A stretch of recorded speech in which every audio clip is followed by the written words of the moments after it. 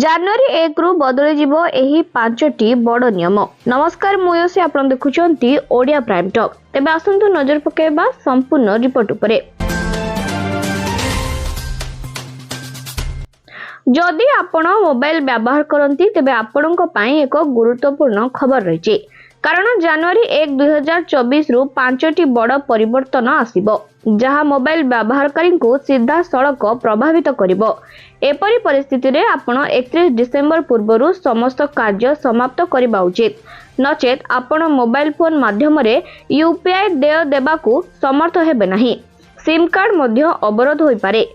ଏହାର ଅର୍ଥ ଆପଣଙ୍କ ଫୋନ୍ ଏକ ବାକ୍ସରେ ବା ଡବାରେ ପରିଣତ ହୋଇଯିବ। ସର୍ବପ୍ରଥମେ ହେଉଛି ଆପଣ ୟୁପିଆଇ ଦେୟ ଦେବାରେ ସକ୍ଷମ ହେବେ ନାହିଁ। ଯଦି ଆପଣ 1 ବର୍ଷ କିମ୍ବା ଅଧିକ ସମୟ ପାଇଁ ୟୁପିଆଇ ଆଇଡି ବ୍ୟବହାର କରିନାହାନ୍ତି, ତେବେ ଆପଣଙ୍କର ୟୁପିଆଇ ଆଇଡି ଡିସେମ୍ବର 31, 2023 ପରେ ବନ୍ଦ ହୋଇଯିବ। ଅର୍ଥାତ୍ ଜାନୁଆରୀ 1, 2024 ଠାରୁ ଆପଣ ଗୁଗଲ ପେ, ଫୋନ ପେ ଏବଂ ପେଟିଏମ୍ ପରି ୟୁପିଆଇ ଦେୟ ବ୍ୟବହାର କରିବାରେ ସମର୍ଥ ହେବେ ନାହିଁ।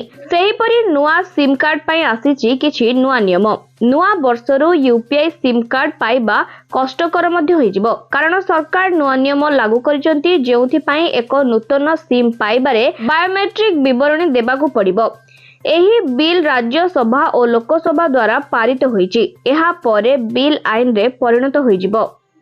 ଏହାପରେ ଜିମେଲକୁ ନେଇ ଆସିଛି କିଛି ନୂଆ ନିୟମ। ତେବେ କିଛି ଜିମେଲ ଖାତାଗୁଡ଼ିକ ବନ୍ଦ କରିଦିଆଯିବ ବୋଲି ମଧ୍ୟ ଖବର ସାମ୍ନାକୁ ଆସିଛି, ଯାହା 1 କିମ୍ବା 2 ବର୍ଷ ଧରି ବ୍ୟବହୃତ ହୋଇନାହିଁ। ଗୁଗଲ ଏହିପରି ସମସ୍ତ ଜିମେଲ ଖାତାକୁ ବନ୍ଦ କରିଦେବ, ଅର୍ଥାତ୍ ଜିମେଲ ଆଇଡିକୁ ବ୍ୟାନ୍ କରିଦେବ।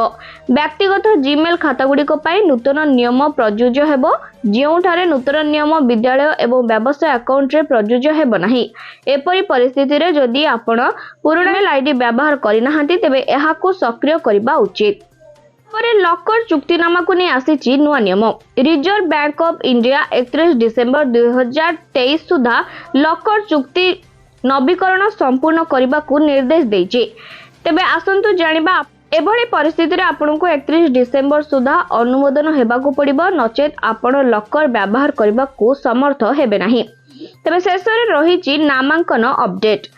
ଡିମାଟ୍ ଆକାଉଣ୍ଟ ଧାରକଙ୍କୁ 31 ଡିସେମ୍ବର ସୁଦ୍ଧା ନାମାଙ୍କନ ସୂଚନା ଅପଡେଟ୍ କରିବାକୁ ପଡ଼ିବ। ଏହା ପୂର୍ବରୁ ଏହାର ସମୟସୀମା 30 ସେପ୍ଟେମ୍ବର ଥିଲା, ଯାହା 3 ମାସରୁ 31 ବୃଦ୍ଧି କରାଯାଇଛି। ଆଶା କରୁଛି ଭିଡିଓ ମାଧ୍ୟମରେ ଆପଣମାନଙ୍କୁ ଜାନୁଆରୀ 1 ରୁ ଲାଗୁ ହେବାକୁ ଥିବା କିଛି ବଡ଼ ଏବଂ ଗୁରୁତ୍ୱପୂର୍ଣ୍ଣ ନିୟମ ବିଷୟରେ ଏହି ଭିଡିଓ ମାଧ୍ୟମରେ ଅପଡେଟ୍ ମିଳିପାରିଥିବ। ଯଦି ଭିଡିଓଟି ହେଲ୍ପଫୁଲ୍ ହେଇଥାଏ, ଭିଡିଓଟିକୁ ଲାଇକ୍ କରିବା ସହିତ ଅନ୍ୟମାନଙ୍କ ସହିତ ସେୟାର କରନ୍ତୁ।